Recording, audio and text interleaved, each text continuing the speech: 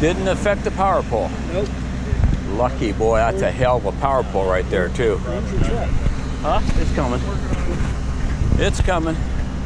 Is the person, is somebody still in the car? No, they just got her out. Okay. Over here. Okay. Okay.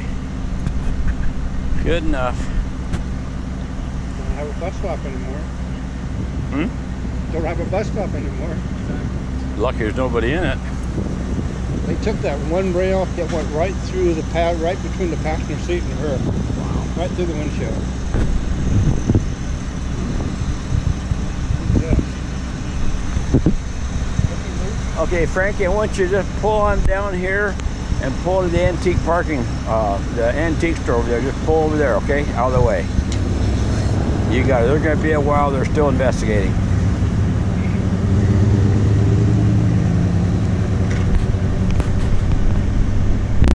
How in the hell did she walk away from that?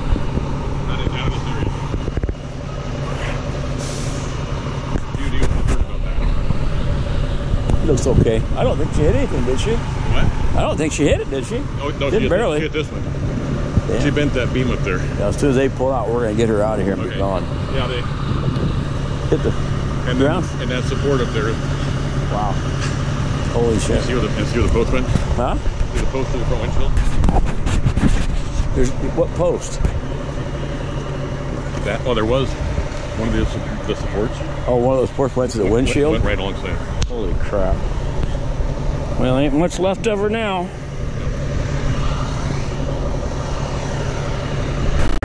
Should kick.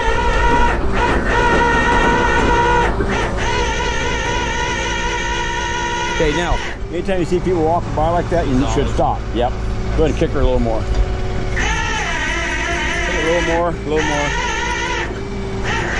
Okay, now let's throw a block where set the emergency brake if you can. You might not be able to. Work? I did it.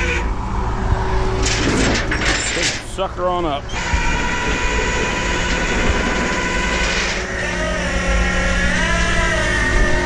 The car took out a bus stop right here, hit the first power pole, then ricocheted the second power pole. If you look at the first power pole, you got regulators up there, and she actually bent the brackets. The whole pole moved over, bent the brackets on the regulators. So they're gonna have to fix that, he said.